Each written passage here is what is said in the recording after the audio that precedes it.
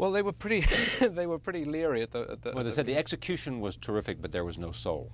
Yeah, he was tough on me. Yeah, this was a guy called Hugh Cropwell, who was the principal, who since then has retired and has worked with me on every project I've ever done, and is similarly brutal. He's a wonderful influence to have, and he turned me from a performer into an actor.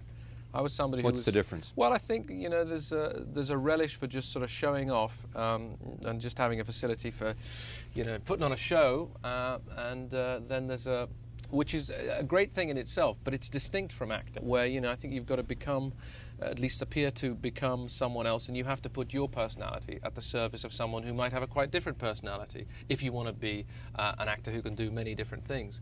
And in a sense also you've got to give even more of yourself. You have to open up your heart, mind, soul. You've got to be as available to the writer and to those words as possible, and that's a painful process sometimes, because you think you're doing it. As available to the writer and to those words as possible, and that's a painful process sometimes, because you think you're doing it. As available to the writer and to those words as possible, and that's a painful process sometimes, because you think you're doing it. You often trick yourself into thinking you're doing it, but what you're in fact presenting is what you think is effective and rather good about you. Yeah. Sometimes you've got to show all the horrible bits as well, because that's what